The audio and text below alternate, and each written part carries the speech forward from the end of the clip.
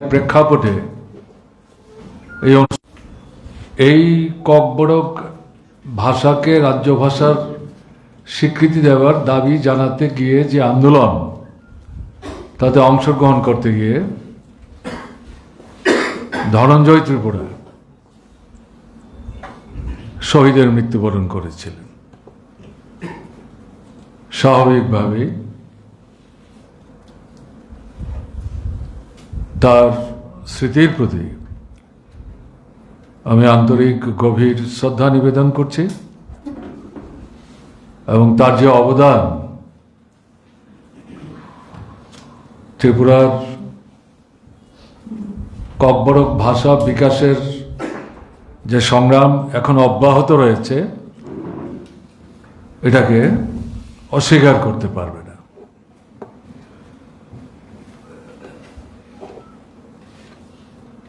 আজকের দিনটি নিঃসন্দেহে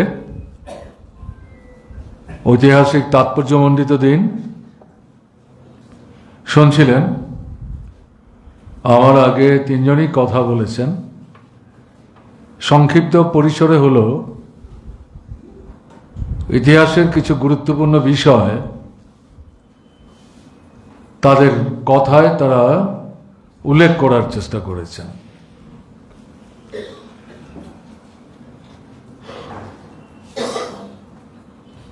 বামফ্রন্ট সরকার ৭৭-এর ডিসেম্বরের নির্বাচনের মধ্যে দিয়ে কংগ্রেসকে পরাস্ত করে ত্রিপুরার বুকে নতুন একটা পরিমণ্ডল তৈরি করার ক্ষেত্র তৈরির সহায়ক।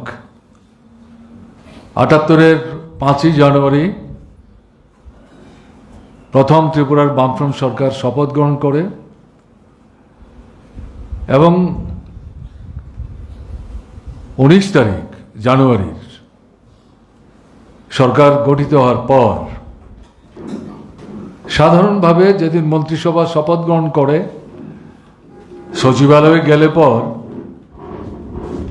মুখ্য সচিব থেকে শুরু করে অন্যান্য যারা পদাধিকারী তারা মুখ্যমন্ত্রী সহ অন্যদের সাথে সৌজন্য সাক্ষাৎ করেন এবং তারপর নতুন মন্ত্রিসভার সদস্যরা আনুষ্ঠানিকভাবে প্রথম একটা সভা তারা বসেন, যদিও সেই সভাতে কার্যকরী কোনো সিদ্ধান্ত গ্রহণ করেন এটা অভিজ্ঞতা না।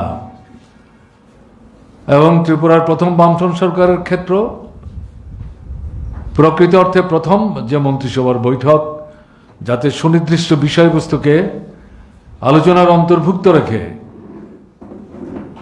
এই মন্ত্রিসভার নানা বিষয়ে সিদ্ধান্ত গৃহীত হয়েছিল, তার মধ্যে অন্যতম গুরুত্বপূর্ণ সিদ্ধান্ত ছিল ককবরক ভাষাকে ত্রিপুরা রাজ্য সরকারের দ্বিতীয় রাজ্য ভাষার স্বীকৃতি এবং শিক্ষার মাধ্যম হিসাবে অন্তত প্রথম থেকে পঞ্চম শ্রেণী পর্যন্ত এই ভাষায় যারা পড়তে চাইবে তাদের যার যার বিদ্যালয়ে এই ভাষায় যাতে তারা পড়তে পারে তার ব্যবস্থা বামফ্রন্ট সরকার করবে, এই সিদ্ধান্ত এই প্রথম বামফ্রন্ট সরকার গ্রহণ করেছিল। সেদিক থেকে বলছি এই দিনটা নিছক একটা দিন না, ত্রিপুরার গণতান্ত্রিক আন্দোলনের ইতিহাসে এবং বিশেষ করে উপজাতি জনজীবনের মৌলিক গুরুত্বপূর্ণ প্রাসঙ্গিক যে বিষয়গুলি নিয়ে বছরের পর বছর ধরে তারা সংগ্রাম সংগঠিত করেছেন এবং সেই সংগ্রাম আজও চলছে। সেই সংগ্রামের প্রেক্ষাপটে দাঁড়িয়ে ৭৮-এর ১৯শে জানুয়ারির এই যে সিদ্ধান্ত, এটা নিঃসন্দেহে তাৎপর্যমণ্ডিত এবং এ কারণেই ইতিহাসে এই দিনটি আমার তো বিশ্বাস এটা স্বর্ণাক্ষরে লিখিত থাকবে। যারা স্বীকার করবেন না তাদের কথা আলাদা, এটা তাদের রাজনৈতিক সংকীর্ণতা, কিন্তু বাস্তবতা হচ্ছে এটাই। কিন্তু এটার একটা ব্যাকগ্রাউন্ড আছে, তার একটা প্রেক্ষাপট আছে।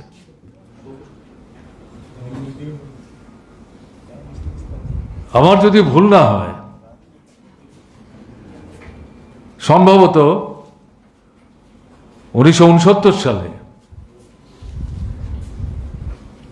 45 দফা দাবি সনদকে সামনে রেখে ত্রিপুরা রাজ্য ছাত্র ফেডারেশন, তখন ভারতের ছাত্র ফেডারেশন তৈরি হয়নি, এবং ত্রিপুরা রাজ্য ছাত্র ফেডারেশন পপুলারলি এসএফ হিসাবেই ছাত্রছাত্রীদের মধ্যে, শিক্ষানুরাগী মানুষের মধ্যে প্রচারিত ছিল, তার গ্রহণযোগ্যতা ছিল। এই সংগঠনের উদ্যোগে গণছাত্র সমাবেশ হয় শিশু উদ্যান ময়দানে। সেখান থেকে গণমিছিল করে ফায়ার ব্রিগেড চৌমুহনীতে ছাত্ররা জমায়েত হন। সেখান থেকে তৎকালীন যে ত্রিপুরা বিধানসভা, পূর্ণাঙ্গ বিধানসভা না, ত্রিপুরা তখনও গ শ্রেণীভুক্ত রাজ্য, 30 সদস্য বিধানসভা, তাতে 27 জন হচ্ছেন কংগ্রেস দলের বিধায়ক, 3 জন হচ্ছেন বিরোধী দল, তার মধ্যে 2 জন মার্ক্সবাদী কমিউনিস্ট পার্টি, 1 জন সিপিআই। মার্ক্সবাদী কমিউনিস্ট পার্টির যে 2 জন বিধায়ক ছিলেন, একজন অভিরাম দেববর্মা এবং আরেকজন বিদ্যা দেববর্মা, তারা 2 জনই সিপিআইএমের নেতা। আর অপরজন ছিলেন সিপিআইয়ের নেতা অঘোর দেববর্মা। বাকি 27 জনই কংগ্রেস দলের বিধায়ক। মুখ্যমন্ত্রী ছিলেন শ্রীযুত শচীন্দ্রলাল সিংহ মহাশয়।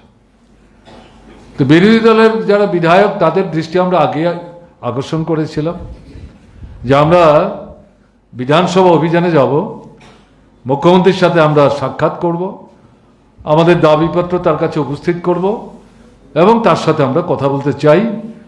আপনারা যদি আমাদের সঙ্গে থেকে আমাদের সহযোগিতা করেন তাহলে আমরা উপকৃত হব এবং আমাদের আন্দোলনকে সামনের দিকে এগিয়ে নিয়ে যাওয়ার ক্ষেত্রে এটা সহায়ক হবে। তারা রাজি হয়েছিলেন। আমার এখনো মনে আছে, তখন ত্রিপুরা রাজ্য ছাত্র ফেডারেশনের রাজ্য কমিটির সভাপতি ছিলেন কমরেড বাদল চৌধুরী, মহারাজা বিক্রম কলেজের বিজ্ঞান বিভাগের ছাত্র। আমাদের 2 জন প্রতিনিধি মুখ্যমন্ত্রীর সাথে সাক্ষাৎ করতে যান, বাদল চৌধুরী এবং তার সাথে আমি ছিলাম ছাত্র ফেডারেশনের সম্পাদক হিসেবে। এবং এই 3 জন যে বিধায়ক যাদের কথা উল্লেখ করলাম, তারা আমাদের নিয়ে মুখ্যমন্ত্রীর সাথে আলোচনায় বসবার ব্যবস্থা করে দেন। আলোচনা শুরু হয়। আমি আগেই বলেছি 45 দফা দাবি সনদ, এবং এই 45 দফা দাবি সনদ যে তৈরি হয়েছে, এটা কিন্তু কয়েকজনের মস্তিষ্ক প্রসূত না।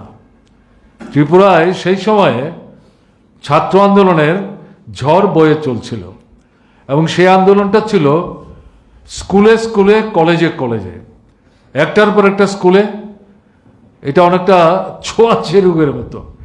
এই স্কুল যদি করতে পারে এই বিষয়ে, তাহলে আমরা কেন করব না? এইভাবে দেখা গেল শুধু আগরতলা শহর না, ছড়িয়ে পড়তে থাকলো সাবরুম থেকে ধর্মনগর পর্যন্ত। তখন ত্রিপুরায় সব মিলে মহকুমায় হচ্ছে 10টা, আর জেলা হচ্ছে একটা, রাজ্য একটা, জেলাও একটা, এবং কলেজের সংখ্যা খুব কম। এবং কলেজগুলি তো তখন ইঞ্জিনিয়ারিং কলেজ হয়ে গেছে, পলিটেকনিক আছে, তাকে যদিও পলিটেকনিক ইনস্টিটিউট, তারা নিজেদেরকে পলিটেকনিক কলেজ বলতেই গর্ব অনুভব করতেন। সেটা ছিল, এটা অনেকটা কলেজ পর্যায়ের মতোই। মহিলাদের কলেজ, কৈলাসহর বেসরকারি কলেজ, বিলোনিয়া বেসরকারি কলেজ, এই ছিল কলেজ। এই কলেজগুলির মধ্যেও কিন্তু আন্দোলন সংগঠিত হচ্ছিল, এবং সমস্ত আন্দোলনগুলি যার যার প্রতিষ্ঠান ভিত্তিক যে সমস্যাগুলো, এবং সবগুলোই শিক্ষার প্রশ্নের সাথে ওতপ্রোতভাবে যুক্ত এবং অত্যন্ত প্রাসঙ্গিক। সেদিক থেকে এই যে দাবি সনদ, এই দাবি সনদ যখন বিভিন্ন স্কুল কলেজ থেকে ত্রিপুরা রাজ্য ছাত্র ফেডারেশনের নেতৃত্বের হাতে আসতে শুরু করলো, এবং এই আন্দোলনগুলির প্রায় 80 থেকে 85% আন্দোলনে তৎকালীন ত্রিপুরা রাজ্য ছাত্র ফেডারেশনের নেতৃত্ব প্রত্যক্ষভাবে সরাসরি এগুলো সংগঠিত করার ক্ষেত্রে এবং আন্দোলন পরিচালনার ক্ষেত্রে গুরুত্বপূর্ণ ভূমিকা নিয়েছেন।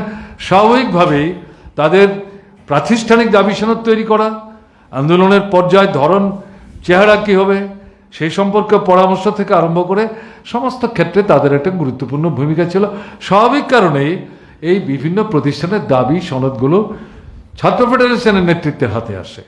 এগুলো পরীক্ষা নিরীক্ষা করার পর, ব্যাখ্যা বিশ্লেষণ করার পর তার থেকে ৪৫ দফা কমন চার্টার অফ ডিমান্ড শিক্ষা সংক্রান্ত সেই চার্টার অফ ডিমান্ড তৈরি হয়। তার মধ্যে ত্রিপুরা রাজ্য ছাত্র ফেডারেশনই প্রথম ত্রিপুরার কোনো ছাত্র সংগঠন যারা এই ৪৫ দফার মধ্যে অন্যতম দফা হিসেবে অন্তর্ভুক্ত করেছিল ককবরক ভাষাকে রাজ্য ভাষার স্বীকৃতি দিতে হবে। ককবরক ভাষা মাতৃভাষা, এটা আমাদের সাংবিধানিক অন্যতম নির্দেশাত্মক নীতির অন্তর্ভুক্ত। এই ভাষায় যদি কোনো ছাত্রছাত্রী তার নিজের ভাষায় যদি তার বিদ্যালয়ে পড়তে চায়, তাহলে সরকারের এবং প্রতিষ্ঠানের দায়িত্ব হচ্ছে সেই ভাষায় তাকে বিদ্যালয়ে পড়ার ব্যবস্থা করে দেওয়া। এটা উল্লেখ করে আমাদের এই যে দাবি সনদ ছিল তৎকালীন ত্রিপুরা রাজ্য ছাত্র ফেডারেশন ৪৫ দফার মধ্যে এই দাবিটা কিন্তু গুরুত্বপূর্ণ স্থান সেখানে দখল করেছিল। তো একের পর এক বিভিন্ন দাবি নিয়ে মুখ্যমন্ত্রী সচিন্দ্রলাল সিংহ, তার সাথে তার মন্ত্রিসভার অন্য কোনো মন্ত্রীরা ছিলেন না, এবং এই বিধানসভা তখন ছিল লোকসভা আয়োগের এখন যে অফিস, তার দ্বিতলে বিধানসভা মানে অধিবেশন বসত, সেখানেই মন্ত্রীরা বসতেন।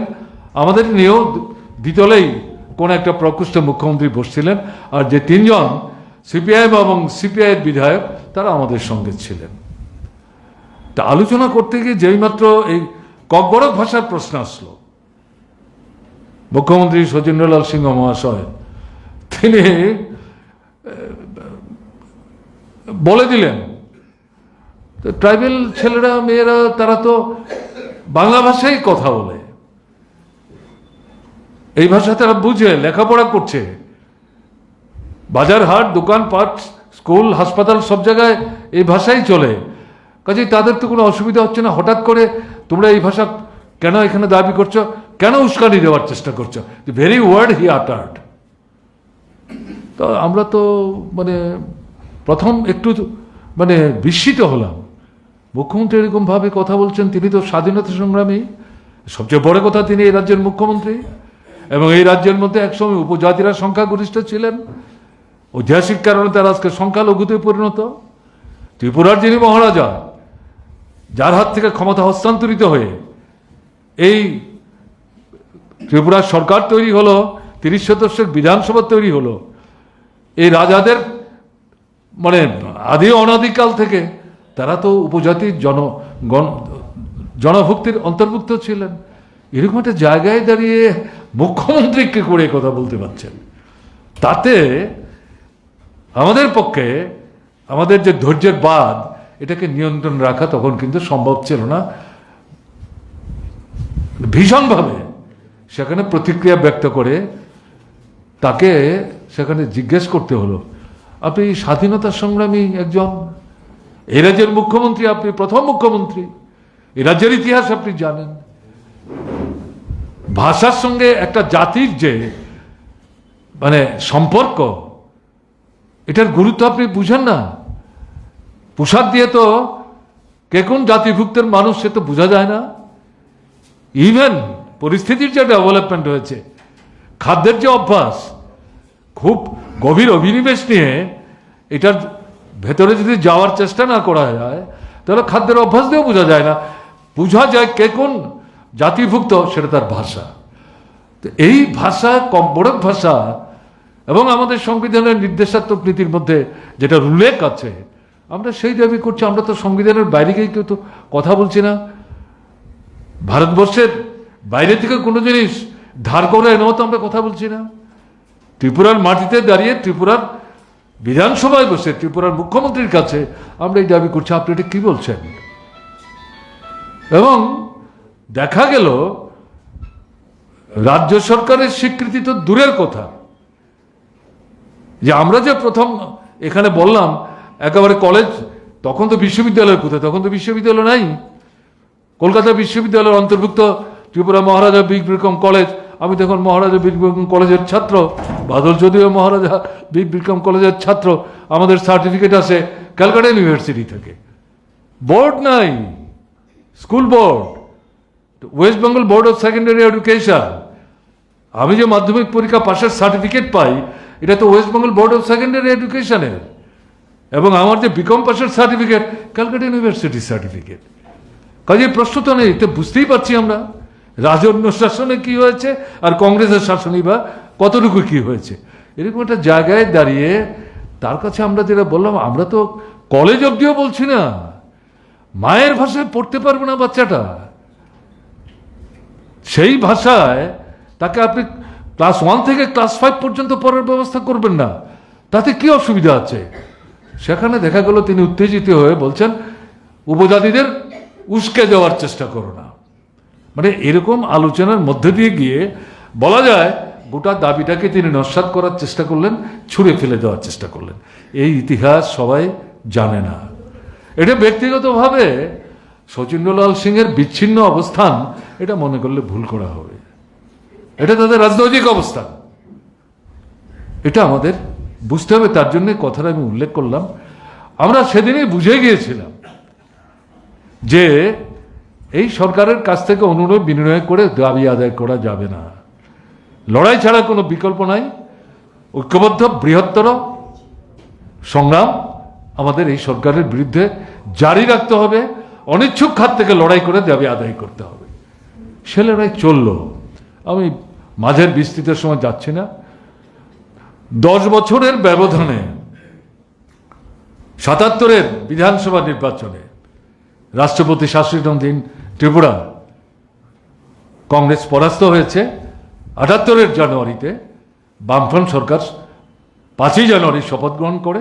19 তারিখ ওই যে লড়াইয়ের ময়দানের স্লোগান, এবং আপনাদের জানার জন্য বলছি, এই স্লোগান কিন্তু ছাত্র ফেডারেশনের স্লোগানই থাকলো না। গণমুক্তি পরিষদ থেকে শুরু করে কৃষক সভা, সিআইটি তখন খুব ছোট্ট সংগঠন। আজকে যতগুলো গণতান্ত্রিক সংগঠন দেখছেন ত্রিপুরায়, তার 1/4 বেশি সেই সময় এই সংগঠনগুলো ছিল না। এবং শিক্ষক কর্মচারীদের সংগঠন ডেভেলপ করছে সেই সময় সমন্বিত শক্তি হিসাবে, আগে যার যার মতো করে আলাদা করে, এবং মহিলাদের সংগঠন ডেভেলপ করছে। এরকম পরিস্থিতির মধ্যে দাঁড়িয়ে তৎকালীন পরিস্থিতিতে ত্রিপুরা যারাই গণতান্ত্রিক আন্দোলনের প্রত্যক্ষ পরোক্ষ অংশীদার, তাদের প্রত্যেকের চার্টার অফ ডিমান্ডের মধ্যে এই ককবরক ভাষা রাজ্যের স্বীকৃতি এবং শিক্ষা মাধ্যম হিসেবে মিডিয়াম অফ ইনস্ট্রাকশন, এই যে অধিকার, জন্মগত অধিকার, এটাকে অন্তর্ভুক্ত করে তারা কিন্তু লড়াই করছিলেন। এবং এই দাবি গণতান্ত্রিক আন্দোলনের দাবিতে পর্যবেসিত হয়। মার্ক্সবাদী কমিউনিস্ট পার্টি, বামফ্রন্ট একটা গুরুত্বপূর্ণ ভূমিকা সেখানে নেওয়ার চেষ্টা করে। কাজেই এই কথাগুলো আমি এখানে বললাম এই কারণে, এই ইতিহাসকে ভুলিয়ে দেওয়ার চেষ্টা হচ্ছে। আর আমাদের দুর্বলতা হচ্ছে সংক্ষিপ্ত পরিসরে হলো এই যে ইতিহাস নবীন প্রজন্মের কাছে, যাদের নিয়েও আমরা আন্দোলন সংগ্রাম করছি, তাদের কাছে সেইভাবে গুরুত্ব সহকারে ইতিহাসের যে ঐতিহ্যমণ্ডিত অতীত, সেটাকে তুলে ধরার ক্ষেত্র আমাদেরও দুর্বলতা আছে। এর থেকে কিন্তু আমাদের বেরিয়ে আসতে হবে। কাজে আজকে প্রাসঙ্গিক বলে আমার মনে হয়েছে এই কথাগুলো না বললে আমার এখানে আসার তো কোনো সার্থকতাই নেই, তাই কথাগুলো আমি সংক্ষিপ্ত পরিসরে উল্লেখ করার চেষ্টা করলাম। বামফ্রন্ট সরকার এই সিদ্ধান্ত নিয়ে এই ককবরক ভাষাকে রাজ্যভাষার মর্যাদা দিলেন এবং ক্লাস 1 থেকে 5 এই ভাষায় পড়ার ব্যবস্থা করলেন। ধীরে ধীরে পর্যায়ক্রমে কলেজ স্তর পর্যন্ত নিয়ে যাওয়ার নীতিগত অবস্থান গ্রহণ করলেন। এবং আপনারা দেখবেন আজকে পড়েছেন, ডেলি দেশকথা যারা পড়েন, আমার বিশ্বাস এখানে যারা এসছেন তারা অনেকেই পড়েন, তাতে দুটো লেখা বেরিয়েছে, খুব ভালো লেখা। একটা কমরেড নরেশ আর একটা কমরেড রাধাচরণ, দুজনের লেখাই দুদিক থেকে, কিন্তু দুটোকে একসাথে মিলালে পরে এটার মধ্যে যথেষ্ট পরিমাণে মাল মশলা আছে। তাতে তারা এই বিষয়গুলো উল্লেখ করার চেষ্টা করেছেন। আমি তাই এটা বিস্তৃত বলে সময় নিতে চাইছি না। এবং আমরা যেটা এখন লক্ষ্য করছি, আমাদের কুমুদও এই ভাষায় বই লেখা, আপনার বই মেলার এই ভাষায় যারা লেখালেখি করেন তাদের যে বই পুস্তক, তাদের জন্য আলাদা গুরুত্ব দেওয়ার ব্যবস্থা সেই সময় যে রাখা হয়েছিল। বিশেষ করে আমি যেটা বলবো, বামপন্থ পরিচালিত এডিসি, তারা একটা অত্যন্ত গুরুত্বপূর্ণ ভূমিকা নিয়েছিল এই ভাষার বিকাশ বিস্তার ঘটাবার জন্য। আমার এখানে যেটা উল্লেখ করার প্রয়োজন আমার মনে হচ্ছে, যে এখন একটা নূতন বিতর্ক তৈরির চেষ্টা হচ্ছে। এটা নিয়ে যে কিছু বিতর্ক ছিল না তা না, কিন্তু এটা বিরোধের পর্যায়ে যায়নি। কমরেড দশরথ দেব কলকাতা বিশ্ববিদ্যালয়ে পড়তেন, পড়া সম্পূর্ণ রেখে তিনি চলে আসেন। এর আগে তিনি জনশিক্ষা আন্দোলনে অংশগ্রহণ করেন, পরবর্তী পর্যায়ে গণমুক্তি পরিষদ, এবং উপজাতি জনগণকে একটা জাতি পর্যায়ে উন্নীত করবার জন্য তার যে ভাষা, তার যে কৃষ্টি, তার যে সংস্কৃতি, এটাকে সংহত এবং বিকশিত করা, এটাকে বাদ দিয়ে জাতির বিকাশ সম্ভব না, এই যে বৈজ্ঞানিক দৃষ্টিভঙ্গি, এই উপলব্ধি নিয়ে দশরথ দেব গভীরভাবে সেখানে কাজ করার চেষ্টা করেছেন। এবং সেখানে এই ককবরক ভাষা তার বিকাশের প্রশ্নে তার একটা গুরুত্বপূর্ণ ভূমিকা ছিল। রাজন্য শাসনে তৎকালীন সময়ে রাজ পরিবারের সাথে সম্পর্কযুক্ত প্রত্যক্ষভাবে এরকম একজন ব্যক্তি সহ অপরজন রাজ পরিবারের সাথে সম্পর্কযুক্ত না হলেও এই ককবরক ভাষার বিকাশ নিয়ে ভেবেছিলেন। তারা আপনার গ্রামার বইতে লিখেছিলেন, আপনার উপজাতি রাজা। কিন্তু এই যে দুটো বই তারা লিখলেন, এই দুটো বইকে ভিত্তি করে এই ভাষার বিকাশের জন্য রাজন্য শাসন যদি সেই সময়ে গুরুত্বপূর্ণ ভূমিকা নিতেন, তাহলে কিন্তু অনেকটা এগিয়ে যাওয়া সম্ভব ছিল। দেখা গেল এটা গুরুত্বই দেওয়ার চেষ্টা করলেন না। আমি খুব সংক্ষেপে জাস্ট রেফারেন্স আমি এটা উল্লেখ করার চেষ্টা করলাম। দশরথ দত্ত যখন লেখালেখি করতে শুরু করলেন, করতে গিয়ে তিনি বাংলাতেই লিখলেন, এবং একটা সময় গিয়ে এই মানে তার স্ক্রিপ্টটা কি হবে তিনি সচেতনভাবেই সেখানে বলার চেষ্টা করেছেন। স্ক্রিপ্টটা ত্রিপুরার যে পরিস্থিতি পরিমণ্ডল, এতে বাংলা স্ক্রিপ্টটাই হওয়া উচিত ককবরক ভাষার লেখরত দেওয়ার যে মাধ্যমটা, এবং তিনি এটা ব্যাখ্যা করে বোঝাবার চেষ্টা করেছেন।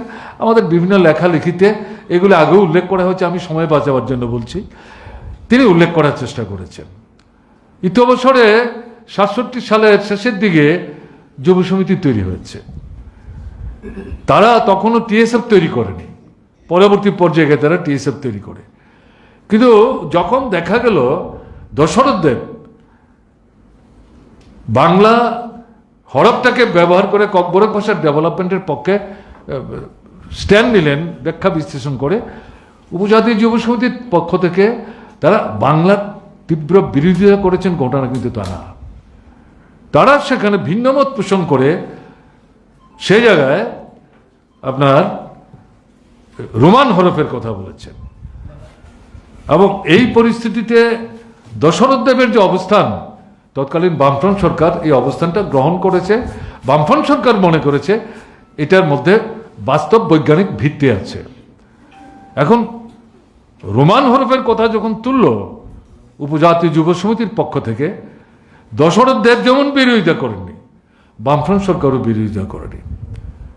এবং অন্যদিক থেকে যেটা বলবো, যেটা রাধাচরণ উল্লেখ করার চেষ্টা করেছেন, বাংলা হরফকে ককবরক লেখার হরফ হিসাবে ব্যবহার করার বিষয়টি সরকারি সিদ্ধান্ত নিয়ে ককবরক ভাষীর লেখক যারা, তাদের উপর চাপিয়ে দেওয়ার চেষ্টা করেনি। আপনারা স্বাধীন, আপনারা মুক্ত, যে হরফে লেখলে আপনার সুবিধা হবে, আপনার মনের ভাব ব্যক্ত করতে সহায়ক হবে, আপনি স্বাধীন উপলব্ধির মধ্যে দাঁড়িয়ে যে হরফ নেবেন সেটাই হবে। আমাদের এখানে কিন্তু কোনো জবরদস্তি নেই। এবং তখন যখন রাজ্য ভাষার স্বীকৃতি দেওয়া হলো, এটাও ঘোষণা করা হলো সরকারের কাছে ককবরক ভাষায় দরখাস্ত লিখে কোনো দাবি দেওয়া, জানানো, দাবিপত্র উপস্থিত করা, এবং কথাবার্তা বলার সময় এই ভাষায় যদি কেউ কথা বলতে চান কোনো অসুবিধা নেই, দরকার হলে দুভাষিক থাকবে, বা আপনারা যে ভাষায় লিখে পাঠাবেন, যদি অফিসে আদালতে যারা কাজ করেন তাদের পক্ষে পাঠোদ্ধার করে কঠিন হয়, তাহলে সেখানে এই ভাষা অনুবাদ করে আপনাদের এই উপস্থাপিত বিষয় এটা প্রশাসন যারা চালাচ্ছেন তাদের উপলব্ধিতে নিয়ে যাওয়ার ব্যবস্থা করা হবে।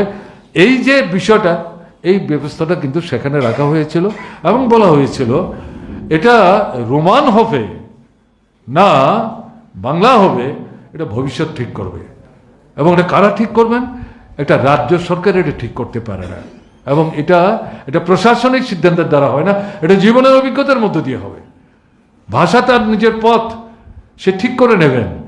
কাজেই এই জায়গায় যদি ভবিষ্যৎ দিনে উপজাতি জনগণের বড় অংশ যদি মনে করেন যে না এই রোমানই হবে, আমাদের তো আপত্তির কিছু থাকবে না। এখন এই দুই ভাষায় লেখালেখি হবে, কথাবার্তা হবে, আলাপ আলোচনা হবে, আপত্তির কিছু নাই। টিউজেসও কিন্তু আমি যেটা উল্লেখ করতে চাই, যদিও টিউজেসের এখন কোনো অস্তিত্ব নাই, এরাও কিন্তু এটা নিয়ে যে এটা হৈহুল্লোড়ি লাগিয়ে দাও, এটা বিরোধ বাঁধিয়ে দাও, কেন বাংলা হবে, এরকম স্লোগান উপস্থিত করে তাদের তরফ থেকে কিন্তু পরিমণ্ডলটাকে অহেতুক বিনষ্ট করার কোনো রকম প্রচেষ্টা তাদের তরফ থেকেও সেদিন ছিল না। ফলে যেটা দেখা গেল যে চলতে থাকলো। প্রশ্ন আসলো যে যেহেতু রোমানে লেখালেখি হচ্ছে, তাহলে প্রশ্নপত্র যদি রোমানে লেখা হয়, কেউ যদি রোমানে উত্তর দেওয়ার চেষ্টা করে তাহলে কি দাঁড়াবে? অন্তত বিদ্যালয় স্তরের পরীক্ষা, মাধ্যমিক স্তরের পরীক্ষা বামফ্রন্ট সরকার এটাকে নীতিগতভাবে গ্রহণ করে এবং সেটা চলতে থাকে। এবং আপনারা দেখেছেন বামফ্রন্ট সরকারের সময়ই এই ককবরক ভাষাকে ল্যাঙ্গুয়েজ লার্নিং হিসাবে আমাদের ইউনিভার্সিটিতে, যেটা এখন সেন্ট্রাল ইউনিভার্সিটি, সেই ইউনিভার্সিটিতে আরও একাধিক ল্যাঙ্গুয়েজের সাথে ককবরককে অন্যতম ল্যাঙ্গুয়েজ হিসেবে অন্তর্ভুক্ত করা হয়।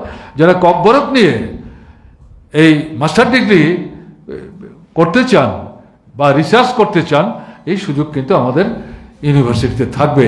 বামফ্রন্ট সরকারের সময় এটা কিন্তু অন্তর্ভুক্ত করে তার ব্যবস্থা সেখানে করা হয়েছিল। তো এ নিয়ে তো কোনো বিরোধ বিসম্বাদ কিছু নাই।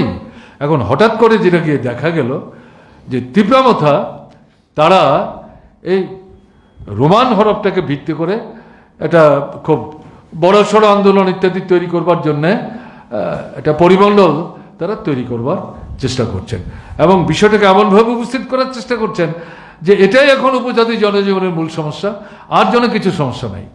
তো আপনারা দেখছেন তারা তো এখন Tripura tribal areas autonomous district council তার 5 বছর প্রায় পূর্ণ হতে চলেছে, আর মাস 2 দিনের পর এটা শেষ হবে, ভোটে যেতে হবে। এটা গ্রাম পঞ্চায়েত না, এটা সংবিধানের সৃষ্টি, যেটার জন্য লড়াই করেছিল বামফ্রন্ট সরকার এবং বামপন্থী ফ্রন্ট, মার্ক্সবাদী কমিউনিস্ট পার্টির নেতৃত্বে। 7ম তফসিল না, যে কোনো সময় 7ম তফসিলে যদি জেলা পরিষদ তৈরি হয়, সরকার পরিবর্তন হলে পর যারা এটা পছন্দ করে না তারা এক কলমের কুচে এটা ভেঙে দিতে পারে। এটা যাতে করতে না পারে তার জন্য মার্ক্সবাদী কমিউনিস্ট পার্টির উদ্যোগে গণমুক্তি পরিষদের প্রত্যক্ষ অংশগ্রহণের মধ্য দিয়ে বামপন্থী আন্দোলন 6ষ্ঠ তফসিল চাই।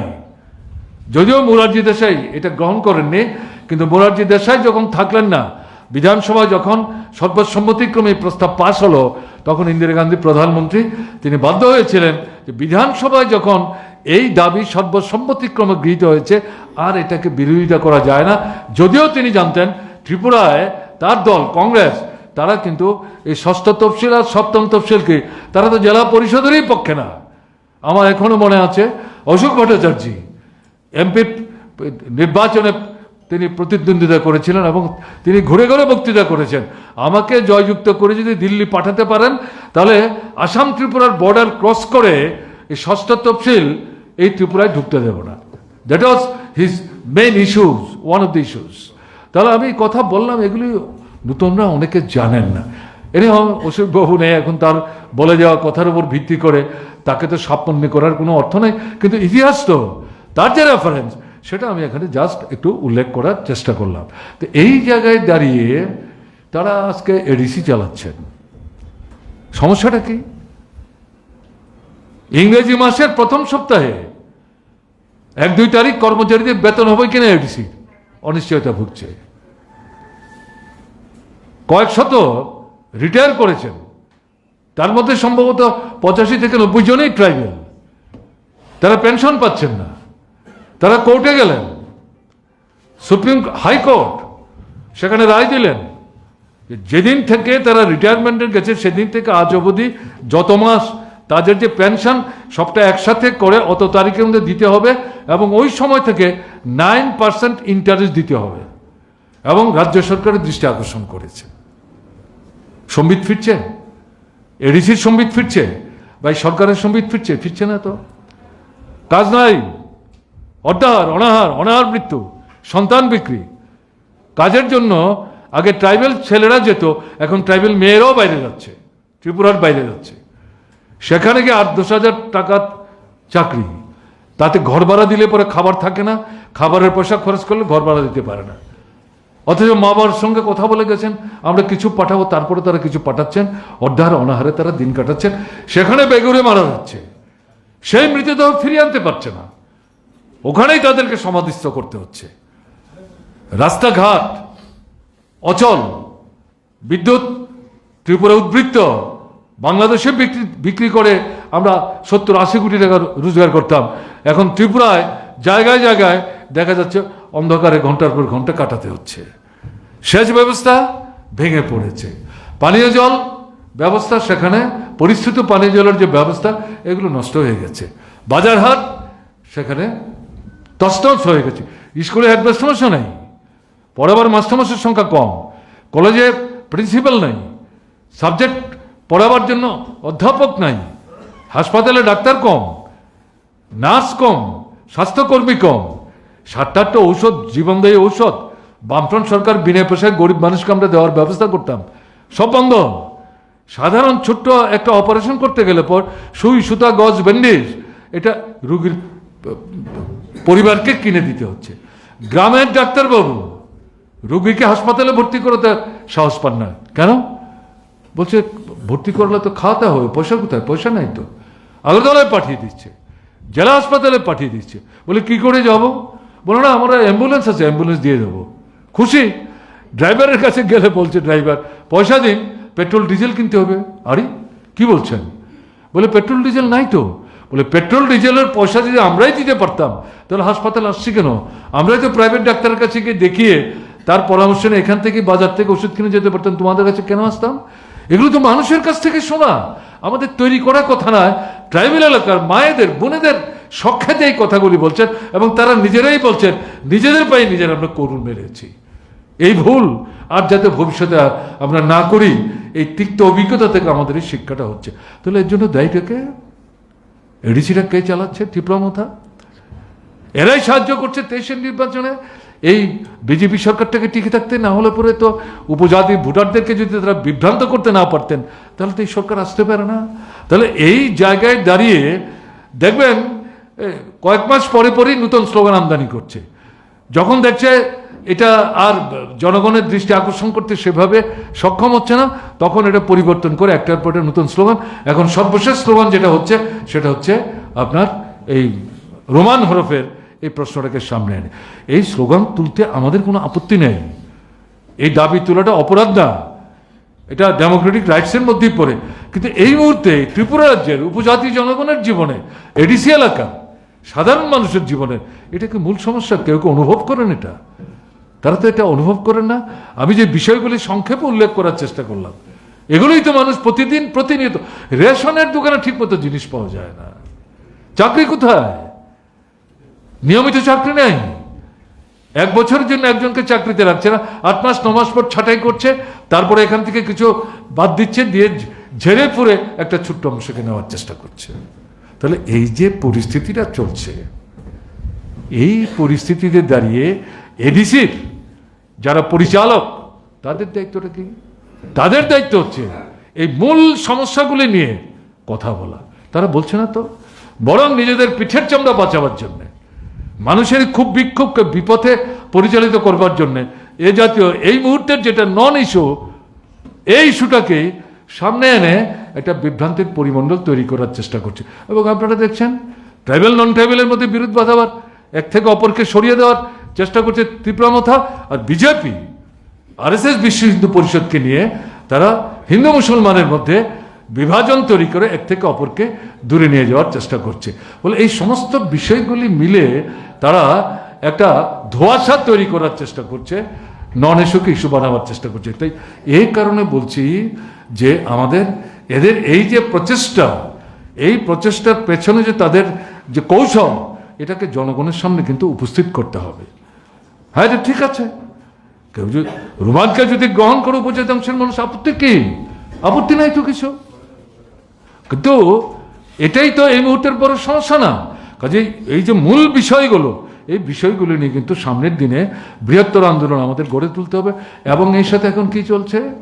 ভোটার তালিকা সংশোধনের নামে তাদের বগল দাবা যে ইলেকশন কমিশন, তাকে ব্যবহার করছে। দেখছেন আপনারা, বিহার দিয়ে শুরু হয়েছে, একটার পর একটা রাজ্যে তারা এই ভোটার তালিকা সংশোধনের নাম করে সেখানে শয়ে শয়ে ভোটারদের, এবং বিশেষ করে তার মধ্যে হচ্ছে মুসলিম সংখ্যালঘু, তফসিলি অংশের মানুষ, শ্রমজীবী অংশের মানুষ, যাদের উপর বিজেপি আস্থা রাখতে পারছে না, তাদের নাম ভোটার তালিকা থেকে বাদ দেওয়ার চেষ্টা করছে।